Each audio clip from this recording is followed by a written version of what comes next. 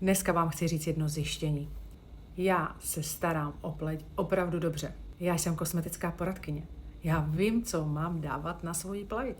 Vím, proč to tam dávám. A rozhodně neexperimentuju drogerii ve slevě. Když jsem si začala všímat, že moje krásná pleť není tak pevná jako dřív, že se lehce mění ty kontury a že gravitace začíná mít vlastní názor, věděla jsem, že to asi nebude jenom o krému.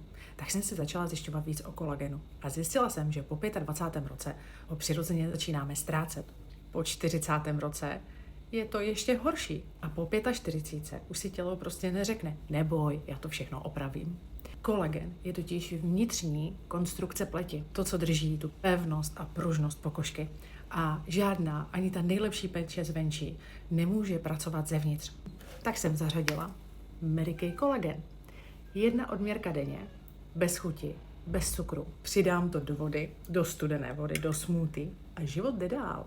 Tenhle kolagen obsahuje mořské kolagenové peptidy typu 1, což je hlavní beauty kolagen, vitamin C pro podporu tvorby kolagenu a biotin na krásné vlasy. Jednoduché, logické, profesionální. A protože nejsem fanoušek polovičních řešení, tak jsem se rozhodla pro minimálně 3měsíční kůru, aby byly vidět ty výsledky. Protože kolagen není rychlá akce, chci výsledek do pátku. Je to systematická práce. Dává obrovský smysl kombinovat péči zvenčí s tou zevnitř.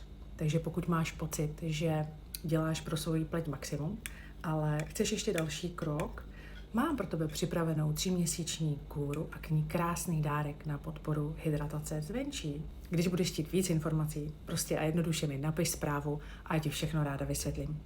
Protože po 40 už víme, že prevence je levnější než panika.